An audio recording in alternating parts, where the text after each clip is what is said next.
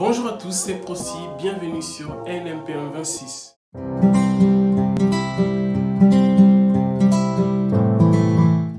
J'essaie tant bien que mal de rester posé devant la caméra, c'est pas simple, voilà, je viens de commencer sur YouTube. Mais je sais que vous allez vous abonner, commenter, liker pour soutenir la chaîne, donc je vous dis un grand merci d'avance.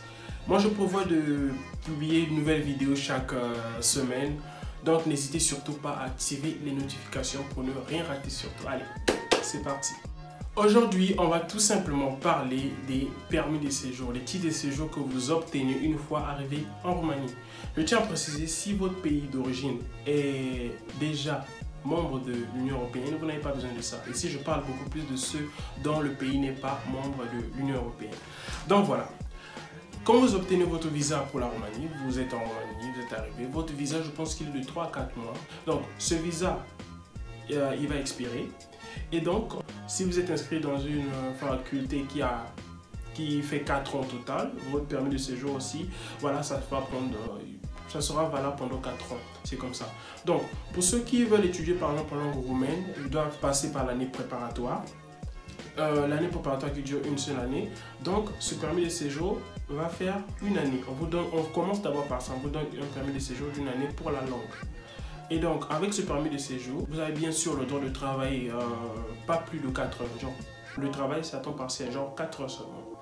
Donc, et pour plus tard, quand vous aurez terminé l'année préparatoire, le permis de séjour d'une année, bien sûr, va s'expirer. Du coup, il va vous falloir un autre permis de séjour pour votre future faculté. Si ça sera médecine, pharmacie, polytechnique, médecine dentaire, ça va dépendre. Bien sûr, ça sera en fonction de vos années d'études.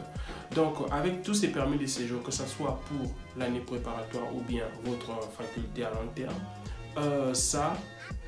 avec ce permis de séjour, vous avez le droit de travailler, mais c'est 4 heures. Donc, pour ce qui concerne le dossier à constituer pour obtenir le permis de séjour, vous aurez donc besoin d'une attestation de l'université. Vous allez au secrétariat, vous leur demandez, ils vont vous le donner. Une attestation médicale, des copies du passeport, aussi un contrat d'hébergement où est-ce que vous serez logé, soit c'est dans le campus ou bien dans un appart que vous avez pris. Vous avez besoin de ce contrat et aussi des photos. Et voilà, ça en tout cas c'est les plus importants. Il peut y avoir d'autres documents qui peuvent vous demander. En ce moment, à cause du Covid, donc ça se passe en ligne, toute cette procédure-là. Et donc, une fois que vous obtenez le permis de séjour, bien sûr, vous avez le droit de travailler pendant 4 heures, comme j'ai dit.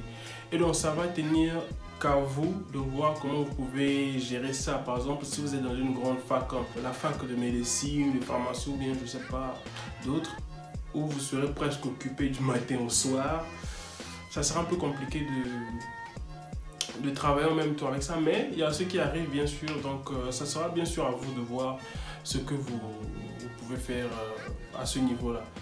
Donc, ce que vous devez savoir, c'est que vous avez le droit de travailler. Je crois qu'un jour, je vais faire une vidéo sur les différents types de jobs qu'un étudiant peut faire, des jobs part-time, parce que déjà, moi, je suis passé par pas mal d'entre eux déjà, donc voilà, je trouve que ça peut être intéressant. Un autre point très important que je dois vous dire, quand vous déménagez, vous avez 30 jours pour pouvoir aller à l'immigration et déclarer votre nouveau domicile, parce qu'on peut vous donner une amende pour ça. En général, si vous êtes dans un appartement, bon, ils n'ont pas vraiment comment savoir où est-ce que vous êtes allé, du coup. Mais c'est surtout pour ceux qui sont dans les campus. Parce que au campus, bien sûr, il y a la police qui vient souvent faire le contrôle et tout. Ils vont vous demander de montrer votre permis de séjour. S'ils voient que votre adresse ne correspond pas où vous êtes en ce moment, ils peuvent vous donner un avertissement et puis ça peut aller dans les amendes et tout. Donc voilà, l'immigration, déclarer, changer. Bien sûr, vous allez payer quelque chose pour ça. Et voilà. J'ai seulement parlé des permis de séjour d'étudiants, mais bien sûr, il existe d'autres aussi. Les permis de séjour des travailleurs, des réfugiés, ou bien ceux qui ont de la famille ici. Voilà, il y en a un nombre très grand pour ça. Merci d'avoir suivi cette vidéo jusqu'à la fin. J'espère qu'elle t'a plu. N'oublie surtout pas de t'abonner, de partager, de liker, de commenter. C'est très important. Déjà, si je fais cette vidéo, c'est parce que quelqu'un m'a posé la question dans une de mes vidéos précédentes. Donc voilà. j'ai fait cette vidéo. Et donc si elle t'a plu, n'oublie surtout pas de t'abonner, de commenter, de liker, ça fait toujours plaisir. On se retrouve à très bientôt pour une nouvelle vidéo. La Arrivederci.